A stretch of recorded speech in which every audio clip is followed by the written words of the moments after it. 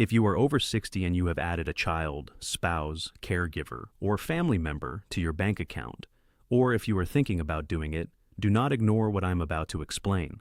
Because one joint bank account mistake could cost your family money, create confusion, and lead to serious conflict after you are gone. Most seniors add someone to a bank account for one simple reason: they need help.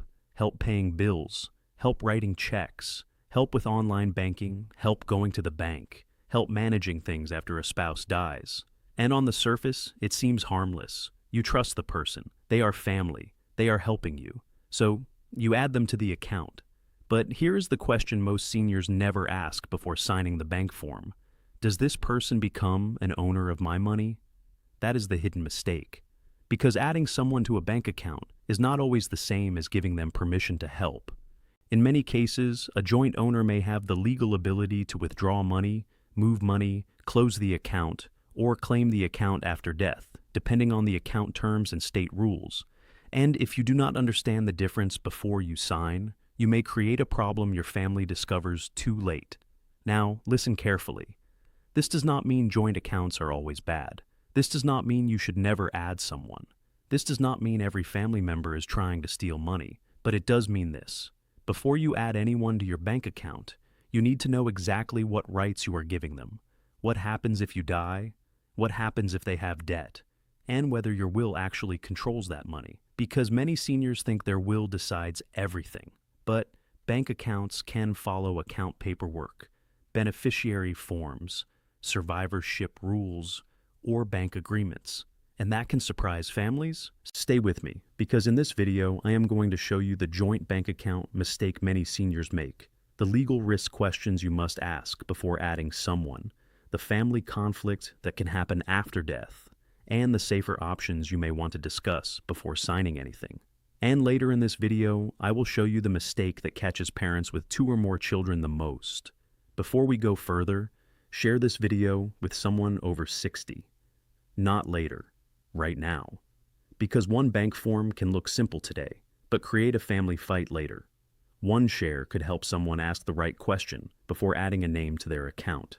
Now, let's start with the biggest misunderstanding. Many seniors think there are only 2 choices. Either I handle everything alone, or I add my child to the account. But there may be other options: a power of attorney, a convenience signer, a payable-on-death beneficiary, a trust, a representative payee in certain benefit situations, a separate bill-paying account, a written estate plan. The problem is that many seniors do not ask about these options. They walk into the bank and say, "I want my daughter or son on the account so they can help me." Then the bank gives them a form. They sign it. And they may not fully understand whether they created a joint owner, authorized signer, convenience signer, or beneficiary arrangement. Those are not all the same thing. A joint owner may have ownership rights. A signer may only have permission to help with transactions. A payable-on-death beneficiary may have no rights while you are alive, but may receive money after death. A power of attorney may allow someone to act for you, but it depends on the document and state law. These differences matter, and if you choose the wrong one, your family may pay the price. Now, let's talk about the first major risk. Risk number 1. The person you add may be able to withdraw money. This is the part many seniors do not fully understand. If you add someone as a joint owner, that person may be able to access the account. They may be able to withdraw money. They may be able to write checks. They may be able to use a debit card. They may be able to transfer funds. They may be able to move money without asking your other children. They may be able to do it while you are alive. And if the relationship is strong, you may not worry. But the problem is not only trust. The problem is control. If the account gives them access, the bank may allow them to use the account according to the account terms. And if they withdraw money, it may be difficult to reverse. This is where elder financial exploitation can happen. Sometimes it is obvious. A caregiver takes money. A child drains the account. A relative uses the debit card. But sometimes it is quiet. Small withdrawals, extra purchases, money used for shared expenses, bills paid for the wrong person, cash removed because I was going to pay you back, and the senior does not notice until the account is much lower. This does not mean every family member is dangerous, but it means access must be controlled carefully. Before adding anyone, ask your bank. Will this person be an owner? Can they withdraw money without me? Can they close the account? Can they get a debit card? Can they transfer funds online? Can they see my full account history? Can they change account settings? Can they add another person? If you do not know the answer, do not sign yet. Risk number 2. The account may pass outside your will. This is one of the biggest surprises for families. A senior may have a will that says money should be divided equally among 3 children, but one child is listed as a joint owner on the bank account. After the senior dies, that bank account may pass according to the account agreement, survivorship rules, or beneficiary designation, not necessarily the will. That can create a major conflict. The child on the account may say, "This money is mine." The other children may say, "Mom only added you so you could help pay bills." The bank may follow the paperwork. The family may fight. And what started as a simple convenience can turn into an inheritance battle. This is why seniors must ask, if I die, who receives this account? Does it go to the surviving joint owner? Does it go through probate? Does my will control it? Is this account joint with right of survivorship? Is it a convenience account? Is there a payable-on-death beneficiary? Does my state treat this differently? Do not assume. Ask the bank. Ask an estate planning attorney if needed. Get the answer in writing if possible. Because "I thought everyone understood" is not strong enough after death. The bank will look at the documents, the court may look at the documents, your family will fight over the documents. So make sure the documents say what you actually want. Risk number 3. One child may appear favored over the others. This is the mistake that catches parents with multiple children. A mother has 3 children. One lives nearby and helps with bills. So the mother adds that child to the bank account. She tells everyone, "This is just so she can help me." But after the mother dies, that child is still on the account. Now the other 2 children ask, was that money supposed to be shared? Was it a gift? Was it payment for caregiving? Was it inheritance? Was it convenience? Was it meant to pass to one child? Nobody knows. The mother never wrote it down. The bank form is the only document. Now the family is angry. One child feels accused. 2 children feel cheated. The money becomes the center of the fight. This happens because the senior used a bank account as a shortcut instead of a clear estate plan.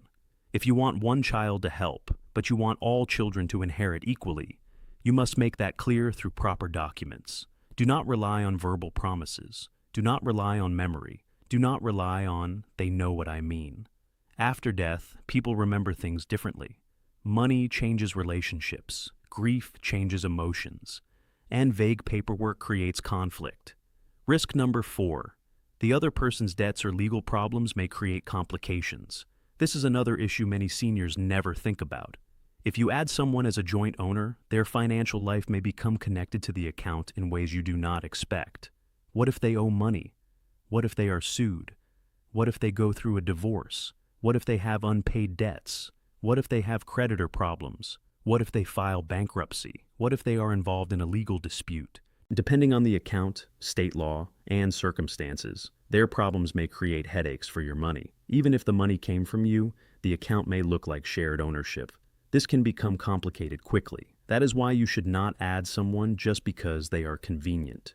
You should ask, does this create exposure to their creditors? Could their divorce affect the account? Could a lawsuit affect the account? Could a judgment create a freeze or claim? Could their debt collector cause problems? Could this affect public benefits or financial aid? Could this create gift tax questions? These are not questions to guess on. Ask a qualified professional. Ask your bank what the account type means. Ask an attorney if large money is involved. Risk number 5. A joint account can create tax confusion. Many seniors add someone to an account without thinking about taxes. But if interest is earned, who reports it? If a large amount is added or transferred, is it considered a gift? If one person withdraws money, how is it documented? If one person contributes all the money and another person uses it, what does that mean? If the account is used to pay bills for both people, how is that tracked? This can become confusing, especially when adult children are involved. The IRS may not care about every small household transaction, but large movements, interest income, gifts, and estate questions can create paperwork issues. The mistake is not helping family. The mistake is mixing money without records. If you create a joint account, keep records. Know who contributed the funds. Know who withdrew them. Know why money moved. Keep receipts for bills paid. Keep notes if someone is being reimbursed. Do not leave your family guessing. Risk number 6. A joint account may affect benefit or care planning. This can be a serious issue for some seniors. If you apply for certain need-based benefits, long-term care assistance, Medicaid, housing assistance, or other programs, bank account ownership and transfers may matter. Adding someone to an account or moving money may raise questions. Large withdrawals may need explanation, gifts may create issues, joint ownership may complicate eligibility reviews. This area is very state-specific and program-specific, so do not guess. Before adding someone to a bank account, ask whether it could affect any benefits you receive or may need in the future. This is especially important if you are thinking about nursing home care, Medicaid planning, or long-term care expenses. A simple bank form may have consequences you did not expect. Risk number 7. The account may not protect your family the way you think. Some seniors add a child because they want to avoid probate. That may work in some situations, depending on the account setup and state rules, but it can also create problems. Maybe the wrong person receives the account. Maybe other heirs are excluded. Maybe your will says one thing and the account says another. Maybe your child receives the account but is supposed to share it. Maybe the child does not share it. Maybe taxes or debts still need to be paid. Maybe the account becomes part of a dispute. A payable-on-death beneficiary may be a cleaner option in some cases. A trust may be better in others. A power of attorney may be enough while you are alive. A will may need to be updated. The point is not that one option is always best. The point is that seniors should not use a joint account as a substitute for proper planning without understanding the risks. Now, let's talk about safer alternatives you may want to ask about. Option 1. Payable-on-death beneficiary. This allows you to name someone who may receive the account after your death. While they generally do not have access while you are alive, this can help avoid giving someone control too early, but rules vary by bank and state, and the beneficiary must be kept updated. Option 2. Authorized signer or convenient signer. This may allow someone to help with transactions without making them a full owner. But the exact rights depend on the bank. Ask clearly. Option 3. Power of attorney. This can allow a trusted person to manage money if you need help, but it must be properly written, accepted by the bank, and used responsibly. Option 4. Representative payee. For Social Security benefits, if someone cannot manage their own benefits, SSA has representative payee rules. This is not the same as casually adding someone to a bank account. Option 5. Separate bill-paying account. Some seniors keep a smaller account for bills and assistance, while keeping larger savings separate. This may reduce risk if someone is helping with routine expenses. Option 6. Estate planning attorney. If there is real money, family tension, blended families, second marriages, disabled heirs, caregiving children, or property involved, professional advice can prevent expensive mistakes. Now, here is the checklist before adding anyone to your account. Question 1. Is this person becoming an owner or only helping me? Question 2. Can they withdraw money without my permission? Question 3. What happens if I die? Question 4. Does my will control this account? Question 5. Could this affect my other children or heirs? Question 6. Could their debt, divorce, or lawsuit affect the account? Question 7. Could this create tax, benefit, or Medicaid issues? Question 8. Is there a safer option? Question 9. Can I put my wishes in writing? Question 10. Have I reviewed beneficiaries recently? If you cannot answer these questions, slow down. Do not sign under pressure. Do not add someone because they are rushing you. Do not let a caregiver, relative, or friend push you into giving access. Do not believe anyone who says, "It is just a form." It is not just a form, it is your money. Now, let's talk about scam and pressure warning. If someone says, "Add me to your account or I cannot help you," be careful. If someone says, "You do not need to tell your other children," be careful. If someone says, "The bank said this is the only way," ask the bank yourself. If someone says, "Just sign here," Slow down. If someone gets angry because you want professional advice, that is a warning sign. Trusted help does not require secrecy. Trusted help can wait while you ask questions. Trusted help does not pressure you to give access to your money. If you feel pressured, talk to your bank, attorney, trusted family member, or elder protection resource. Now, let's bring this together. A joint bank account can be useful, but it can also create serious problems if you do not understand it. The biggest mistake is adding someone to the account for convenience without understanding ownership. That one mistake could affect withdrawals. It could affect inheritance. It could affect your will.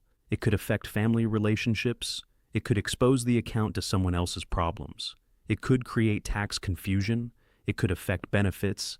And it could send money to the wrong person after you are gone. So, before you add a child, spouse, caregiver, or family member to your bank account, check first. Ask your bank. Ask what kind of account it is. Ask what rights the person will have. Ask what happens when you die. Ask whether a beneficiary, power of attorney, convenience signer, or estate plan would be safer. Before you leave, write down these 5 words: owner, access, survivor, beneficiary, proof. Who owns the account? Who can access it? Who gets it if you die?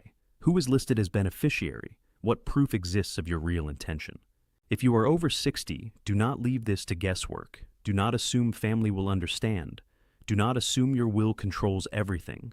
Do not assume a bank form is harmless. Check before you sign. Protect your money. Protect your family. And before you add anyone to your bank account, ask the one question most seniors forget. Are they helping me, or are they becoming an owner?